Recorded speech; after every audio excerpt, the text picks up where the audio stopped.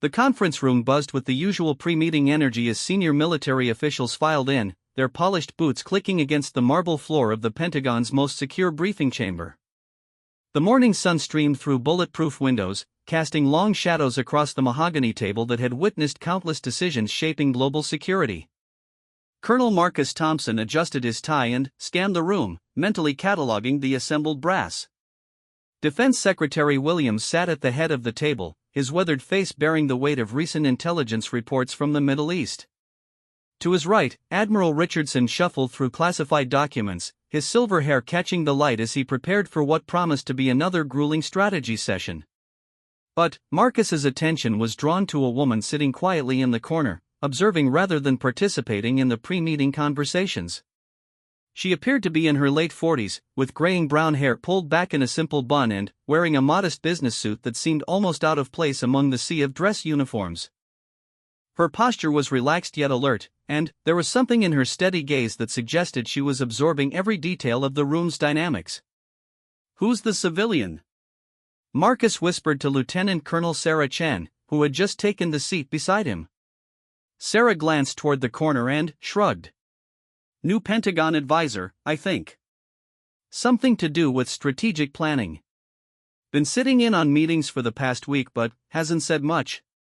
The woman in question seemed completely comfortable with her role as observer. She had introduced herself simply as Dr. Elizabeth Morgan when she first appeared in these high-level briefings, offering no elaboration on her background or credentials. Her presence had been explained only as special consultation on current operations, which in Pentagon speak could mean anything from academic expertise to intelligence analysis. What struck Marcus most was how she seemed to blend into the background despite being one of the few women in a room dominated by career military men. She took notes sparingly, asked no questions, and, when addressed directly, responded with precise, measured answers that revealed deep knowledge without offering opinions. It was as if she possessed some invisible quality that made others comfortable ignoring her while simultaneously commanding a subtle respect. Defense Secretary Williams called the meeting to order, and the familiar ritual of status reports began. The situation in Eastern Europe demanded immediate attention, with Russian forces massing near the Ukrainian border in what intelligence suggested might be preparation for a larger offensive. Satellite imagery revealed concerning troop movements, and Allied communications intercepted over the past 72 hours indicated a potential escalation that could draw NATO forces into direct conflict. "Gentlemen," Williams began, his voice carrying the weight of decades in military and political service, "we're looking at a situation that could spiral beyond our current containment strategies. The President wants options, and he wants them yesterday." Admiral Richardson leaned forward, his fingers steepled as he addressed the room. "Naval assets in the Black Sea are positioned for rapid response, but intelligence suggests the Russians are testing our commitment levels. They're pushing boundaries to see how far we'll let them go before responding with force." The discussion that followed revealed the complexity of modern warfare, where traditional military might have to be balanced against cyber threats, economic warfare, and the ever-present specter of nuclear escalation. Each officer contributed expertise from their respective branches, painting a picture of a world balanced on a knife's edge between diplomatic solutions and armed conflict. Dr. Morgan continued her quiet observation, occasionally making brief notes but never interrupting the flow of strategic planning. Marcus found himself stealing glances in her direction, puzzled by her calm demeanor in the face of discussions that could determine the fate of millions. Most civilian consultants he had encountered in these settings showed visible stress when confronted with the reality of military decision-making, but she appeared completely at ease. As the morning wore on, the conversation shifted to intelligence gaps that were hampering effective response planning. The room fell into a tense silence as Admiral Richardson outlined the challenges they faced in gathering real-time information from hostile territories. Traditional reconnaissance was being thwarted by advanced counter-surveillance technologies, and human intelligence networks were proving unreliable in the current political climate. The truth is, Richardson admitted with obvious frustration, we're operating with incomplete information at a time when precision is absolutely critical. One miscalculation could trigger a conflict none of us are prepared to manage. It was then that Dr. Morgan spoke for the first time that morning, her voice cutting through the tension with quiet authority. "The intelligence gaps you're describing aren't insurmountable. They require a different approach to information gathering and analysis. The room turned toward her with varying degrees of surprise and curiosity. She had been so quiet that some attendees had seemingly forgotten her presence entirely. Defense Secretary Williams raised an eyebrow. Dr. Morgan, do you have specific recommendations for addressing our intelligence challenges? She set down her pen and looked directly at Williams, her expression thoughtful but confident. I do, but my suggestions would require significant operational changes that might not align with current protocols. Marcus noticed something shift in the room's atmosphere. The dismissive glances that had occasionally drifted toward the quiet woman in the corner were replaced by focused attention. There was something in her tone that suggested expertise far beyond typical academic consultation. General Patricia Hayes, the highest-ranking woman in the room until Dr. Morgan's arrival, leaned forward with obvious interest. What kind of operational changes are we talking about? Dr. Morgan stood slowly, moving toward the large display screen that dominated one wall of the conference room. Her movement was deliberate and confident, lacking any of the hesitation typically shown by civilians in military settings. Current intelligence gathering is hampered by compartmentalization and outdated protocols that were designed for different types of conflicts, she began, her voice carrying easily through the room. Modern warfare requires integration of human intelligence, signals intelligence, and real-time satellite data in ways that our current structure simply doesn't accommodate. As she spoke, Marcus noticed the other officers beginning to lean forward, drawn in by the clarity and specificity of her analysis. This wasn't theoretical consultation, she was speaking from practical experience with operations that seemed far beyond the scope of typical Pentagon advisors. The Russian forces you're monitoring, she continued, are using communication protocols that suggest they're aware of our traditional surveillance methods. They're operating under the assumption that we're still using Cold War-era intelligence gathering, which creates opportunities if we're willing to adapt our approach. Admiral Richardson interrupted, his skepticism evident.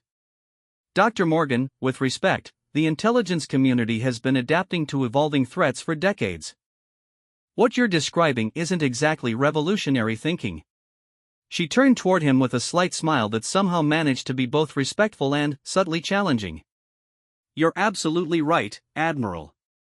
The intelligence community has been adapting. But military intelligence and operational intelligence aren't always perfectly aligned, particularly when rapid response is required. The room fell silent as the implications of her statements settled over the assembled officers. She was suggesting that traditional military command structure might be inadequate for the current crisis, a possibility that challenged everything they had been trained to believe about chain of command and operational authority. General Hayes broke the silence. Dr. Morgan, your analysis suggests you have extensive experience with intelligence operations. Can you tell us more about your background? For the first time since entering the room, Dr. Morgan hesitated. Marcus watched as she seemed to weigh her words carefully, as if deciding how much to reveal about herself. My experience has been primarily in strategic planning and operational oversight, she said finally. I've worked with various agencies and departments on matters of national security. It was a non-answer that somehow managed to be more intriguing than any detailed biography. The vagueness of her response, combined with the obvious depth of her knowledge, created an air of mystery that had everyone in the room reconsidering their initial assumptions about the quiet woman who had been sitting in their meetings for a week. Defense Secretary Williams studied her carefully. Dr. Morgan, your insights have been valuable, but I think we need to understand more clearly what authority you're operating under. Who exactly sent you to these briefings? The question hung in the air like a challenge. Marcus could feel the tension building as every person in the room waited for an answer that would either validate or demolish their growing respect for the mysterious consultant. Dr. Morgan returned to her seat with the same deliberate grace she had shown throughout the morning. She straightened her jacket and looked around the room, making eye contact with each officer before responding. My authority comes from the same place as yours, Secretary Williams. I serve at the pleasure of the President and at the direction of the Joint Chiefs of Staff. The simple statement sent a ripple of confusion through the room. Civilian consultants didn't typically speak about presidential authority or Joint Chiefs directives with such casual familiarity. There was something in her tone that suggested she wasn't merely consulting for these organizations but was somehow integral to them. Colonel Thompson found himself studying Dr. Morgan with new intensity. Her comfort in military settings, her detailed knowledge of operational procedures, and her obvious familiarity with classified intelligence protocols were beginning to paint a picture that didn't match her modest civilian appearance. As the meeting continued, Dr. Morgan's contributions became increasingly central to the strategic planning process. She spoke knowledgeably about satellite positioning, naval deployment strategies, and communication security in ways that revealed intimate familiarity with military operations at the highest levels. Yet she maintained the same quiet, observational demeanor that had characterized her presence throughout the week. The morning's discussion was interrupted by an aide who entered with urgent communication from European Command. The situation on the Ukrainian border had escalated significantly, with Russian forces moving into positions that suggested imminent action. The room erupted in controlled chaos as officers began coordinating immediate response protocols. Through it all, Dr. Morgan remained seated, watching the organized activity with the calm attention of someone who had witnessed similar crises many times before. Her lack of visible stress or surprise in the face of potential international conflict was striking, particularly when contrasted with the urgent energy filling the rest of the room. As secure communications were established with field commanders and Allied forces, Marcus noticed that several officers began looking to Dr. Morgan for input on tactical decisions. It was subtle at first, quick glances seeking confirmation or guidance, but it gradually became more obvious that they were beginning to defer to her judgment despite her apparent civilian status. The transformation was remarkable. Within hours, the quiet woman who had been virtually invisible in morning meetings had become a central figure in crisis management planning. Her suggestions were being implemented without question, and her analysis was driving strategic decisions that would affect thousands of military personnel. Yet questions about her true identity and authority remained unanswered. Every inquiry about her background was met with careful deflection or vague references to classified oversight. It was becoming clear that Dr. Elizabeth Morgan was far more than she appeared to be, but the nature of her role remained frustratingly mysterious. As the day progressed and the crisis intensified, Marcus found himself wondering if they were all missing something fundamental about the woman who had quietly inserted herself into the most sensitive military planning sessions in the country. There was an authority in her demeanor that transcended rank or title, a confidence that suggested she was operating from a position of power that none of them fully understood. The afternoon brought news that would test every assumption they had made about chain of command, authority, and the true nature of military leadership in times of crisis. The afternoon crisis escalated beyond anyone's expectations when satellite intelligence revealed Russian mechanized divisions crossing into disputed territories, effectively forcing NATO's hand in what had been a carefully maintained diplomatic standoff. The Pentagon's Crisis Management Center transformed into a hub of controlled chaos, with secure communications linking Washington to military commanders across 3 continents. Dr. Morgan's transformation during this crisis was nothing short of remarkable. The quiet observer who had spent a week taking notes in the corner had become the de facto coordinator of military response planning, somehow managing to direct conversations and influence decisions without anyone questioning her authority to do so. It was as if she possessed an invisible command presence that others instinctively recognized and respected. Colonel Marcus Thompson watched this transformation with growing fascination and concern. In his 23 years of military service, he had never witnessed a civilian consultant wield such influence in operational planning, particularly during active crisis situations. Yet Dr. Morgan seemed to navigate the complex web of military hierarchy with an ease that suggested intimate familiarity with command structures and decision-making protocols. "We need real-time intelligence from reconnaissance assets in the region," she stated during one particularly intense planning session, her voice cutting through multiple competing conversations. "Current satellite coverage isn't providing the granular detail necessary for tactical deployment decisions." Admiral Richardson, who had initially shown skepticism toward her input, now nodded in agreement. "Agreed. We'll need to coordinate with intelligence agencies to redirect surveillance priorities." "Already in progress," Dr. Morgan replied, glancing at a secure tablet that had appeared at some point during the afternoon. "I've authorized enhanced surveillance packages for the next 72 hours. The casual mention of authorization sent another ripple of confusion through the room. Civilian consultants typically recommended courses of action, they didn't authorize military operations. Yet no one challenged her statement, perhaps because the crisis demanded action more than it demanded protocol adherence. General Patricia Hayes approached Dr. Morgan during a brief lull in communications with field commanders. Elizabeth, I have to ask directly. What's your actual role in this operation? The officers are starting to look to you for tactical guidance, and, while your insights have been invaluable, I need to understand the command structure we're operating under. Dr. Morgan looked up from her tablet, considering the question with the same careful deliberation she had shown throughout the week.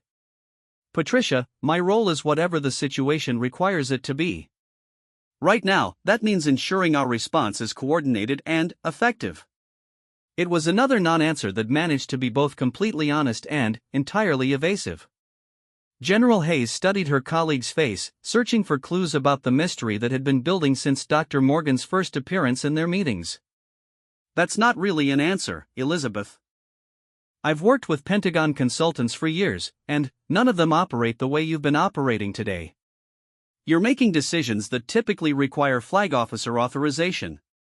Dr. Morgan smiled slightly, an expression that seemed to hold secrets the rest of the room couldn't begin to guess. Sometimes the most effective leadership is the kind that doesn't call attention to itself. Before General Hayes could pursue the matter further, Defense Secretary Williams called for attention as new intelligence arrived from European command. Russian forces had not only crossed into disputed territories but had also begun establishing forward operating bases, suggesting a planned occupation rather than a temporary incursion. This changes everything, Williams announced grimly. We're looking at potential long-term occupation, which means our response needs to be calibrated for extended operations rather than quick diplomatic resolution. The room fell silent as the implications settled over the assembled officers. Extended military operations would require resources, personnel, and political commitments that went far beyond the immediate crisis response they had been planning. Dr. Morgan stood and moved to the large situation display that dominated one wall of the command center. Her movement was fluid and confident, lacking any of the hesitation that might be expected from someone operating outside their normal authority structure. The Russian strategy appears to be based on the assumption that NATO response will follow predictable patterns, she began, her voice carrying easily through the now quiet room. They're counting on our adherence to traditional escalation protocols to buy them time for territorial consolidation.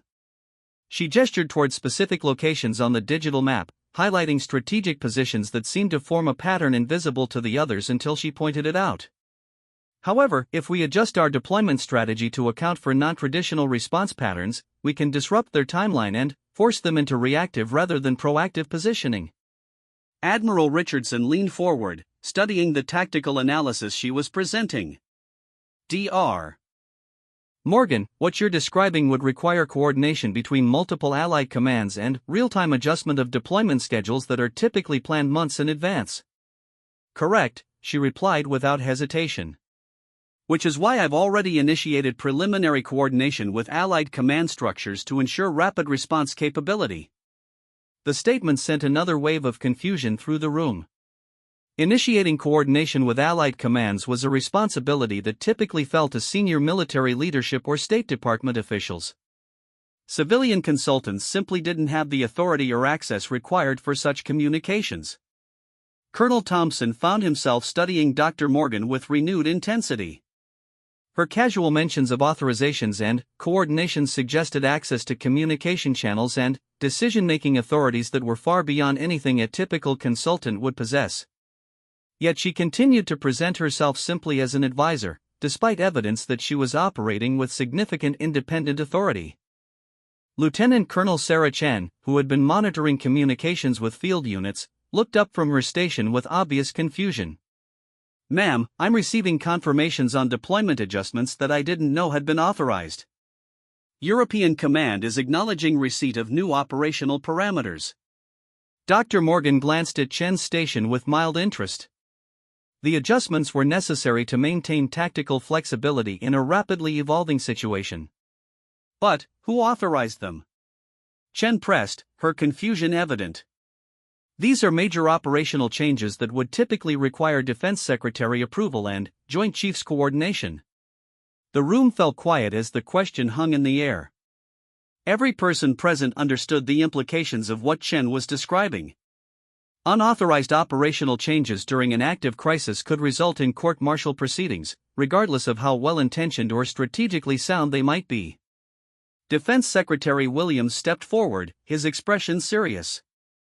Dr. Morgan, I think we need to have a direct conversation about your authority and role in these operations. The questions being raised about authorization and coordination are legitimate concerns that affect operational security and chain of command integrity. For the first time since the crisis began, Dr. Morgan appeared to consider her response carefully. She looked around the room, taking in the faces of officers who had spent the day gradually deferring to her judgment despite not understanding the basis for her authority. Secretary Williams, you're absolutely right. The situation has evolved beyond the point where ambiguity about roles and responsibilities is acceptable. She paused, seeming to weigh her words. I think it's time for complete clarity about my position and authority. Marcus felt his pulse quicken as he realized they were about to receive answers to questions that had been building throughout the day. The mysterious Dr. Elizabeth Morgan was finally going to explain herself. She moved to the center of the room, her posture shifting in a way that seemed to command attention without any obvious change in her demeanor. It was as if she had decided to stop concealing something fundamental about herself. For operational security reasons, I've been operating under civilian identification while observing and assessing our crisis response capabilities, she began. However, current circumstances require full integration of command authority, which means concealment is no longer practical or necessary. The room waited in complete silence as she continued. My actual role in military operations isn't as a consultant or advisor. I've been serving in this capacity for the past 18 months, with specific responsibility for evaluating and improving our rapid response protocols during international crises. General Hayes stepped forward, her expression intent. Elizabeth, what exactly are you saying? What's your actual position? Dr. Morgan straightened her shoulders and looked directly at Williams before scanning the faces of every officer in the room. When she spoke, her voice carried an authority that had been present but concealed throughout the day. My operational authority comes from my position on the Joint Chiefs of Staff, where I serve as the principal advisor to the President and Secretary of Defense on strategic military planning and international crisis response. The statement hit the room like a physical force. Joint Chiefs of Staff positions were among the highest military appointments in the country, typically held by career officers with decades of service and public recognition within military communities. The idea that one of these positions could be held by someone operating under civilian cover was almost impossible to process. Admiral Richardson was the first to find his voice. That's not possible. Joint Chiefs positions are public appointments. We know every member of the Joint Chiefs. Dr. Morgan's smile was patient but firm. Admiral, you know the public faces of the Joint Chiefs. But not all positions within that structure are publicly acknowledged, particularly those dealing with sensitive intelligence operations and strategic planning that requires operational security. Colonel Thompson felt as if the ground was shifting beneath his feet. Everything he thought he knew about military command structure was being challenged by revelations that seemed impossible but were being presented with complete confidence by someone who had demonstrated intimate knowledge of the highest levels of military operations. You're saying there are classified positions on the Joint Chiefs? General Hayes asked, her voice barely above a whisper. I'm saying that effective national security sometimes requires structures that aren't publicly acknowledged, Dr. Morgan replied.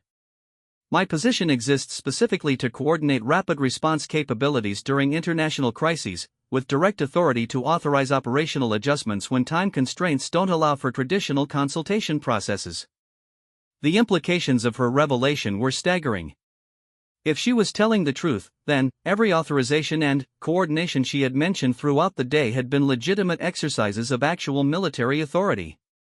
The mysterious civilian consultant had actually been one of the highest-ranking military officials in the country, operating under deep cover to assess their crisis response capabilities. Defense Secretary Williams studied her with obvious calculation. Dr. Morgan, if what you're claiming is accurate, then you would have credentials and verification procedures that could confirm your position. She reached into her jacket and withdrew what appeared to be a standard Pentagon identification card. However, when she handed it to Williams, his expression changed dramatically as he examined it. This authorization level is. He paused, looking up at her with new understanding. This is genuine. The room erupted in controlled chaos as officers struggled to process the revelation that they had been working alongside one of the most senior military officials in the country without knowing it. The quiet woman who had seemed almost invisible just hours earlier was suddenly revealed as someone whose authority exceeded that of nearly everyone present. But, even as the shock of her revelation settled over the room, new questions were beginning to emerge.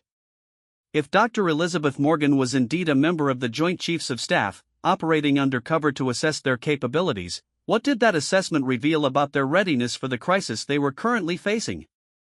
The answers to those questions would prove even more shocking than her initial revelation. The revelation of Dr. Morgan's true identity sent shockwaves through the command center that extended far beyond the immediate crisis they were managing. As word spread through secure channels that a Joint Chiefs member had been operating undercover for over a week, evaluating their response protocols, a new kind of tension filled the room alongside the ongoing international emergency. Colonel Marcus Thompson found himself reviewing every interaction he had witnessed, every casual dismissal of the quiet woman in the corner, every moment when officers had spoken freely about operational concerns in her presence. The realization that their candid discussions of military readiness, resource limitations, and strategic weaknesses had been observed by someone with direct reporting authority to the President was both humbling and terrifying. "Ma'am," Admiral Richardson began, his entire demeanor transformed by the knowledge of her true rank, "I need to apologize for any inappropriate comments or behavior during your observation period." General Morgan, as she now asked to be addressed, waved away his concern with the same calm authority she had displayed throughout the crisis. "Admiral, the entire purpose of this assessment was to observe our actual operational capabilities, not our best behavior during formal inspections. Your candid discussions have been far more valuable than any prepared presentation could have been." The weight of her words settled over the room like a heavy blanket. They were being evaluated, and had been from the moment she first appeared in their meetings. Every decision, every reaction, every moment of confusion or coordination was being assessed by someone whose recommendations could reshape American military strategy. Defense Secretary Williams stepped forward, his expression serious. "General Morgan, I have to ask directly about the nature of this assessment. Are we looking at systematic problems in our crisis response capabilities?" For the first time since revealing her identity, General Morgan hesitated before responding. The pause was brief but meaningful, suggesting that her answer would carry implications none of them were prepared to hear. "Secretary Williams, the assessment has revealed both strengths and areas requiring immediate attention," she began carefully. "Our personnel are dedicated and capable, but our institutional structures may not be adequately adapted for the realities of modern international crises." Lieutenant Colonel Sarah Chen looked up from her communications station, where she had been coordinating with field units throughout the afternoon. "General, are you saying our response protocols are inadequate?" "I'm saying that the speed and complexity of modern conflicts require decision-making structures that can operate more efficiently than our current hierarchical systems allow," General Morgan replied. "Today's crisis has demonstrated both the potential and the limitations of our existing command structure." Colonel Thompson felt a chill as he began to understand the implications of her assessment. They weren't just being evaluated on their handling of the current crisis, they were being assessed on fundamental questions about how American military forces should be organized and commanded in an era where conflicts could escalate from diplomatic tensions to active warfare in a matter of hours. "What specific changes are being considered?" General Patricia Hayes asked, her voice tight with concern. General Morgan moved to the situation display, gesturing toward the real-time intelligence feeds that had been driving their tactical decisions throughout the day. "Consider what has happened during this crisis. Traditional consultation processes would have required hours or even days to authorize the operational adjustments we implemented in minutes. Our adversaries operate on timelines that our bureaucratic structures simply cannot match." She paused, allowing her words to sink in before continuing. However, when operational authority is properly positioned and utilized, our response capabilities are exceptional. The question is whether we're willing to adapt our institutional structures to optimize those capabilities. The room fell silent as officers began to grasp the magnitude of what she was describing. General Morgan wasn't just evaluating their performance, she was potentially recommending fundamental changes to military command structure that had been in place for decades. Admiral Richardson cleared his throat. General, with respect, the current command structure exists for important reasons. Chain of command integrity and civilian oversight are fundamental principles that protect both operational effectiveness and democratic governance. You're absolutely correct, Admiral, General Morgan replied without hesitation. Those principles are non-negotiable. But there's a difference between maintaining proper oversight and allowing bureaucratic inefficiency to compromise operational effectiveness. The challenge is finding structures that preserve essential safeguards while enabling rapid response when circumstances demand it. As she spoke, Marcus noticed that her demeanor had shifted subtly since revealing her true identity. The quiet, observational quality that had characterized her presence throughout the week had been replaced by the confident authority of someone accustomed to making decisions that affected global security.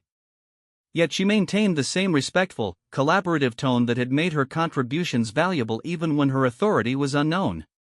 The afternoon brought a new development that would test every theoretical discussion about command structure and operational efficiency. Intelligence reports indicated that the Russian incursion was expanding beyond initial projections, with additional mechanized units moving toward strategic positions that could threaten multiple NATO allies simultaneously. This is no longer a localized territorial dispute, Defense Secretary Williams announced grimly. We're looking at the potential for multi-front engagement that could trigger Article 5 obligations across the alliance. The implications were staggering. NATO's Article 5 collective defense provisions could transform a regional conflict into a global military engagement involving dozens of countries and millions of military personnel. The decisions made in the next few hours could determine whether the situation remained contained or escalated into the largest military conflict since World War II. General Morgan stepped forward as urgent communications began flooding in from Allied commands across Europe. With your permission, Secretary Williams, I recommend implementing enhanced coordination protocols that will allow real-time integration of Allied response capabilities. Williams studied her carefully. What are you proposing, General?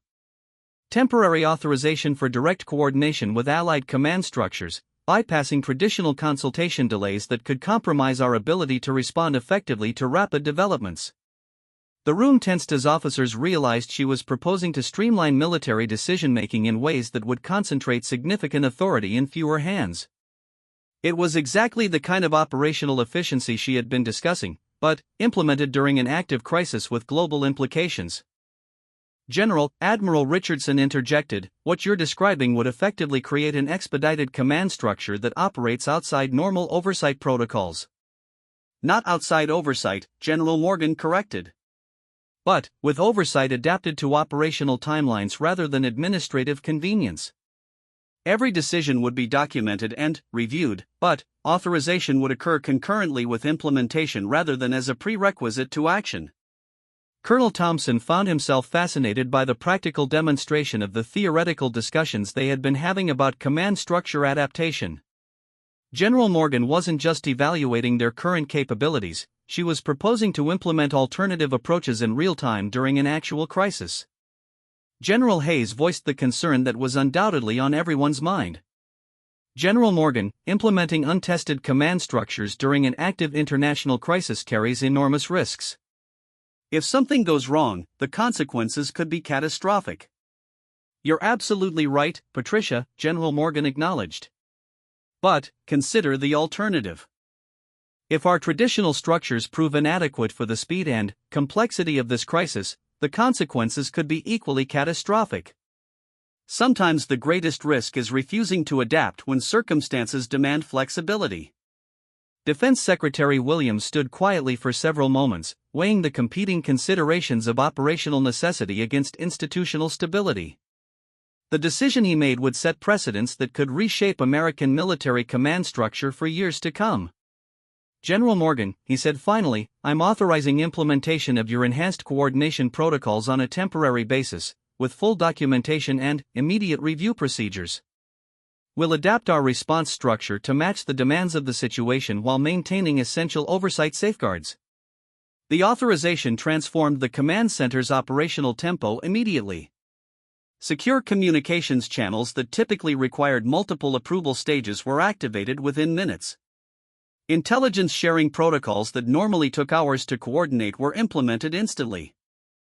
Real-time tactical coordination with allied forces became possible in ways that had never been attempted during previous crises. Marcus watched in fascination as General Morgan orchestrated a seamless integration of capabilities that demonstrated the potential effectiveness of adaptive command structures. Orders were flowing more efficiently, intelligence was being shared more rapidly, and tactical adjustments were being implemented with a speed that would have been impossible under traditional protocols. Yet beneath the obvious operational improvements, he could sense the tension that came with operating outside established procedures. Every officer in the room understood that they were participating in a fundamental experiment in military command structure, with global implications hanging in the balance. Real-time intelligence indicates Russian forces have halted their advance, Lieutenant Colonel Chen reported after several hours of enhanced operations. Allied positioning appears to have convinced them that further territorial expansion would meet immediate and overwhelming resistance. A collective sigh of relief filled the room, but General Morgan remained focused on her coordination displays. The immediate crisis may be stabilizing, but the broader implications of this confrontation are just beginning to emerge. Our response demonstrated capabilities that will require permanent integration into our operational structure.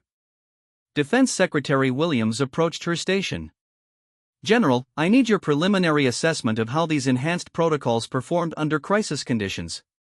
She looked up from her displays, her expression serious but satisfied. "Secretary, the operational improvements were significant and measurable. Response times were reduced by approximately 60%, intelligence integration was seamless, and tactical coordination with allies reached levels we've never achieved previously. And the risks," he pressed. "Manageable, provided proper safeguards are maintained. The key is ensuring that enhanced operational authority is balanced by enhanced accountability measures. Speed without oversight is dangerous, but oversight without speed can be equally problematic." As evening approached and the immediate crisis began to stabilize, the full magnitude of the day's events started to become clear. They had not only managed a potentially catastrophic international confrontation, but had also participated in a real-world test of revolutionary changes to American military command structure. General Morgan's assessment period was clearly complete, and her recommendations would soon be presented to the highest levels of government. The quiet woman who had spent a week observing their meetings had gathered evidence that could reshape how America responds to international crises for generations to come. But the most profound revelation was yet to come, one that would challenge everything they thought they knew about military leadership and the future of American national security. 3 days after the crisis had stabilized and Russian forces had withdrawn to their original positions, General Elizabeth Morgan requested a private meeting with the core team that had managed the emergency response. The Pentagon's executive conference room felt different somehow, charged with the weight of recent events and anticipation of revelations that could reshape their understanding of military leadership. Colonel Marcus Thompson arrived early, still processing the transformation he had witnessed over the past week. The quiet civilian consultant had not only revealed herself as one of the most senior military officials in the country but had also demonstrated command capabilities that challenged fundamental assumptions about military hierarchy and decision-making structures. As the other officers filed into the room, Marcus noticed that everyone's demeanor had changed since learning General Morgan's true identity. The casual interactions and informal discussions that had characterized previous meetings were replaced by the careful respect typically reserved for encounters with flag officers.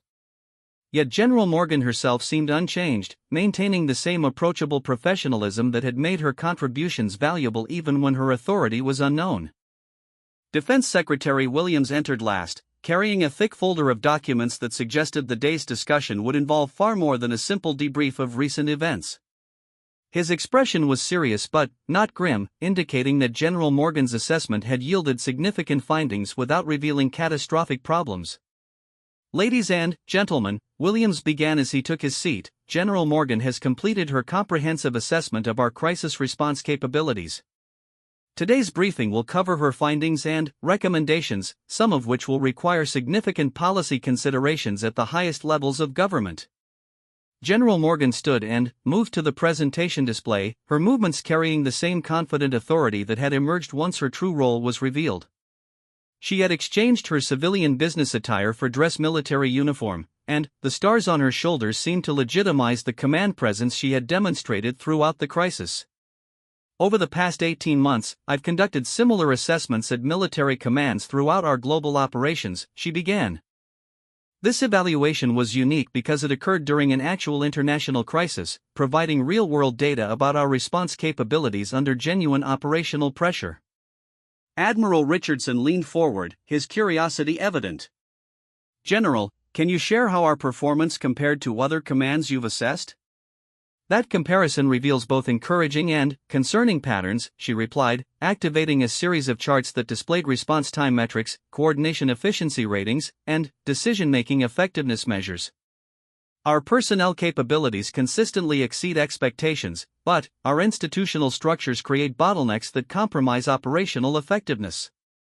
The data was striking.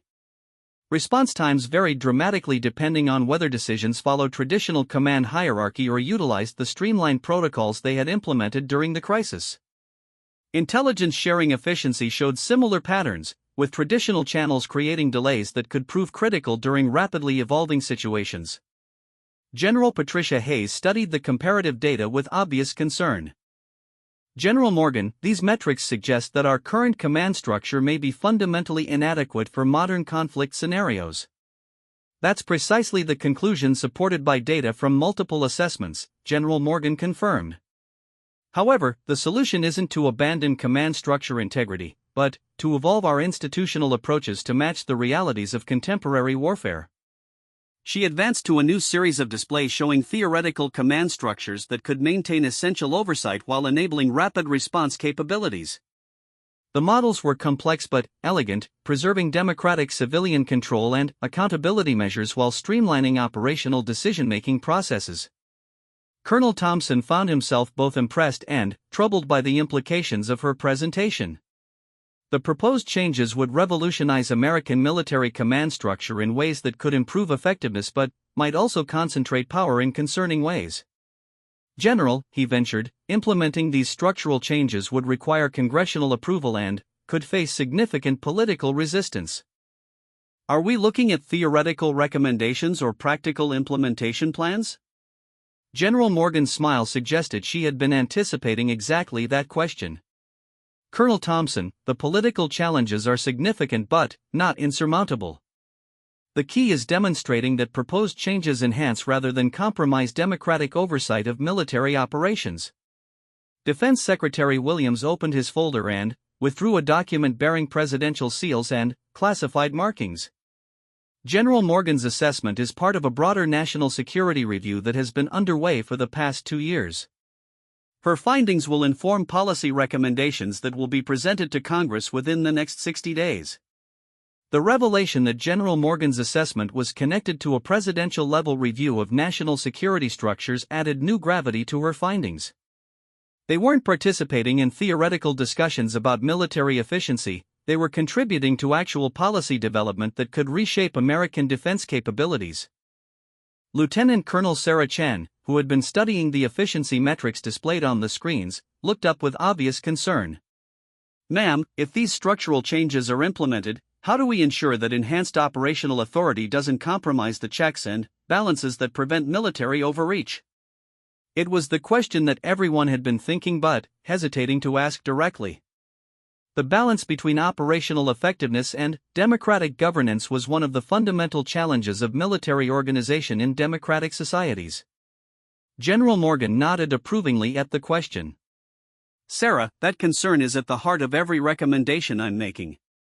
Enhanced operational authority must be balanced by enhanced accountability measures. Real-time decision-making capabilities need to be coupled with real-time oversight mechanisms. She activated a new display showing integrated command and oversight structures that demonstrated how rapid response capabilities could coexist with robust democratic controls. The system was sophisticated, utilizing technology and streamlined procedures to maintain oversight without sacrificing operational speed. The goal isn't to reduce oversight, she continued, but to make oversight as efficient and responsive as the operational capabilities we're trying to optimize. Democratic control of military forces is non-negotiable, but democratic control doesn't require bureaucratic inefficiency. Admiral Richardson studied the proposed structures carefully. General, implementing these changes would require retraining thousands of personnel and restructuring institutions that have been operating under current procedures for decades. The transition period alone could create vulnerabilities that adversaries might exploit. You're absolutely correct, Admiral, which is why implementation would be gradual and carefully managed, General Morgan replied. We would begin with pilot programs in selected commands, gather performance data, and expand successful approaches while modifying or discontinuing ineffective elements. The discussion that followed revealed the complexity of balancing military effectiveness with institutional stability and democratic governance. Every proposed improvement created new challenges that required careful consideration of unintended consequences and potential risks. As the morning progressed, it became clear that General Morgan's assessment extended beyond operational efficiency to fundamental questions about the role of military forces in American society. Her recommendations addressed not just how military decisions should be made, but who should make them and under what circumstances enhanced authority could be exercised. Defense Secretary Williams consulted his documents before addressing the group. General Morgan, your assessment includes recommendations about personnel selection and development that could significantly impact military career paths and promotion criteria.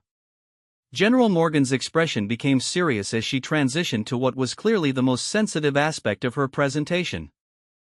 The personnel recommendations are based on observed disparities between traditional military career advancement and the skills required for effective leadership in contemporary operational environments.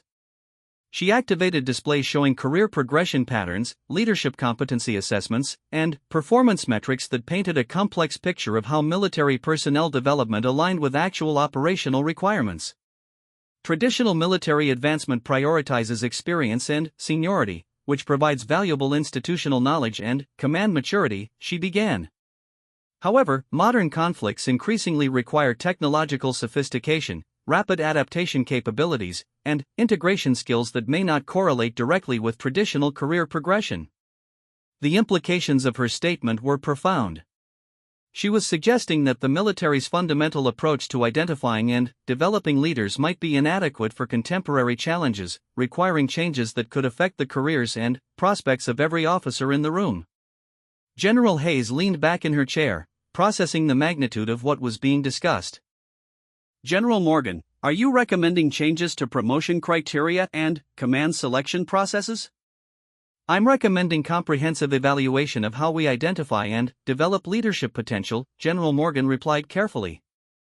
The goal isn't to abandon the valuable aspects of traditional advancement, but to ensure that our leadership development processes produce officers capable of meeting the challenges they will actually face in their careers. Colonel Thompson felt the weight of personal implications as he considered how such changes might affect his own career trajectory and that of his colleagues. The possibility that fundamental military personnel policies could be restructured based on General Morgan's assessment was both exciting and terrifying. General, he asked, what specific changes are being considered in leadership development and selection? General Morgan's response would prove to be the most shocking revelation of her entire assessment, one that would challenge every assumption they held about military leadership and their own roles in the changing structure of American defense capabilities. The most significant recommendation involves creating integrated career tracks that combine traditional military experience with specialized technical education, diplomatic training, and private sector experience, she began. Future military leaders will need to operate effectively in environments that blur the boundaries between military, diplomatic, economic, and technological domains. She paused, scanning the faces of officers who were beginning to realize that their entire conception of military careers was about to be fundamentally challenged. However, the most important recommendation involves immediate implementation of enhanced leadership development programs for selected personnel who have demonstrated exceptional capabilities during crisis situations. Her gaze moved around the room, making eye contact with each officer present. Based on performance assessments conducted during the recent crisis, each of you has been selected for participation in an advanced leadership program that will prepare you for command responsibilities in the restructured organizational framework. The room fell silent as the implications of her statements settled over them. They weren't just witnesses to institutional change, they were being recruited as leaders in the transformation of American military command structure. General Morgan smiled as she delivered her final revelation. Your participation in this assessment wasn't coincidental. Each of you was selected based on identified leadership potential and demonstrated capabilities. This crisis provided an opportunity to observe your performance under actual operational pressure and confirm assessments that have been building over your entire careers. Marcus felt as if everything he thought he knew about his career, his role, and his future was being rewritten in real time. The quiet woman who had observed their meetings for a week hadn't just been evaluating their institutional capabilities, she had been evaluating them personally as potential leaders in a transformed military structure. The revelation that their entire careers had been shaped by assessments and selections they were unaware of was both humbling and inspiring. They were being offered opportunities to participate in changes that could define American military capability for generations, but accepting those opportunities would require embracing uncertainty and abandoning the familiar structures that had guided their professional lives. As General Morgan concluded her presentation and the meeting began to wind down, Marcus realized that the day marked not just the end of a crisis assessment, but the beginning of a transformation that would challenge everything they thought they knew about military leadership, institutional change, and their own roles in defending American interests in an increasingly complex world. The quiet woman in the corner had revealed not just her rank as a member of the Joint Chiefs, but her role as an architect of the future of American military power. The war room hadn't just frozen in shock at her revelation, it had become the launching point for changes that would reshape military service for every person who followed in their footsteps.